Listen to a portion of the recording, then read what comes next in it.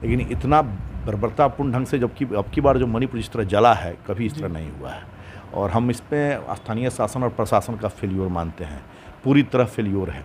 आप बराबर देख रहे हैं, बार बार देख रहे हैं।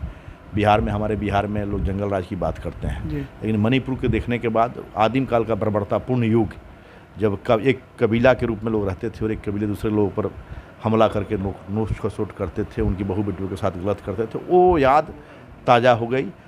एक यंग बच्ची को, एक बुजुर्ग औरत को ओपन नेकेड कर करके उसके साथ इस तरह का बर्बरतापूर्ण कार्रवाई किया गया और घुमाया गया नग्न कर करके मारते पीटते।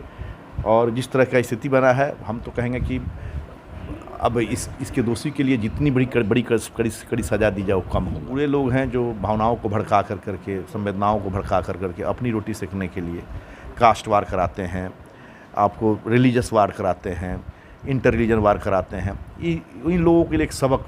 जी देखिए, मणिपुर के घटना को लेकर जिस तरीके से सोशल मीडिया पर आक्रोश लोगों में देखा गया, उसी पर हम पूरी आज बातचीत करेंगे। हमारे साथ राजीव कुमार द्विवेदी उर्फ पप्पू दुबे जी हैं, जो कि सीनियर एडवोकेट हैं। सर, सबसे पहले आपका स्वागत है।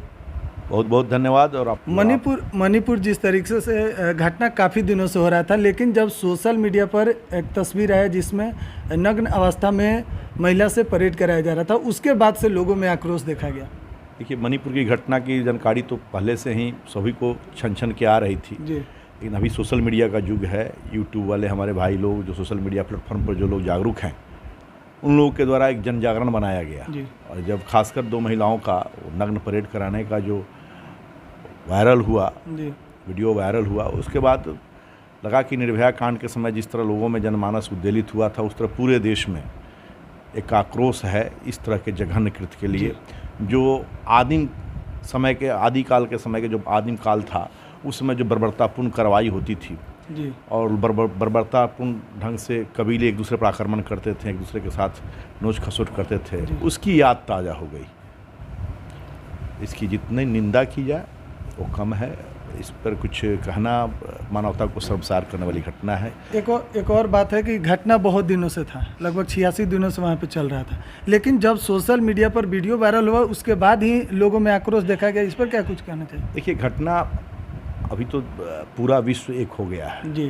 सोशल मीडिया इतना मजबूत है, या कम्युनिकेशन क्रांति है, संवाद क्रांति है, किसी को छुपा नहीं है कहाँ कब क्या हो रहा है। लेकिन मणिपुर की जो घटना थी, जिस कारण से हो, उतनी ज़्यादा मात्रा में इसका प्रचार प्रसार नहीं हुआ, या थोड़ा पूर्वोत्तर से आज पड़ता है, लास्ट स्टेज का पड़ता है, तो लोग अपने में मग्न थे, लोगों का ध्यान उधर नहीं जा पा रहा था। लोग सुन रहे थे, चिटपुट करके आ रही थी कि मणिपुर में, पहले भी मणिपुर में हुआ है। आपको याद होगा कि लगातार मैथी और कुकी समुदाय में, जो वहाँ 2 मैथी आदिवासी लोग जो हैं और जनजाति लोग हैं, और कुकी वालों में पहले भी विद्रोह होता रहा है और पहले भी आपस में होती रही है।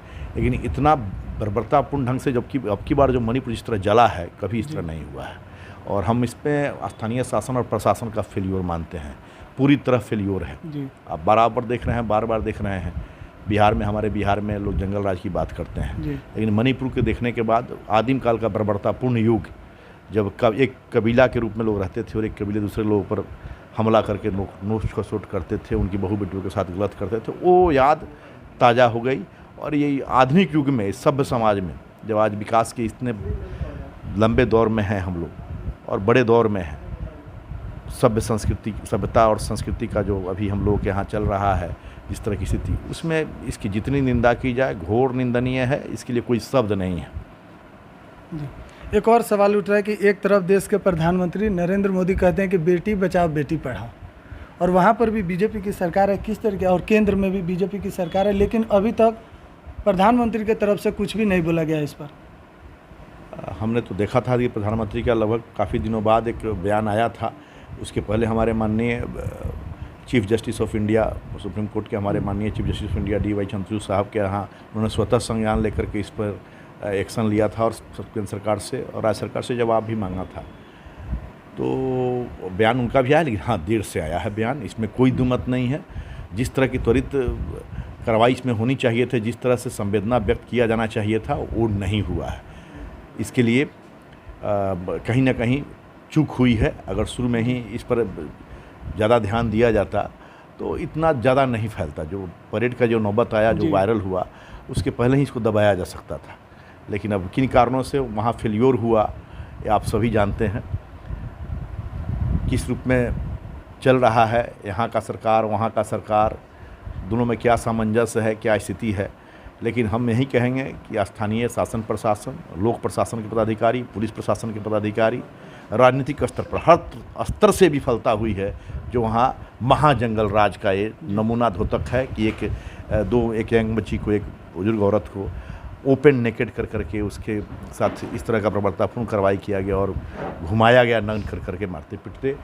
और जिस तरह का स्थिति बना है, हम तो कहेंगे कि अब इसके दोषी के लिए जितनी कड़ी सज़ा दी जाए वो कम होगा।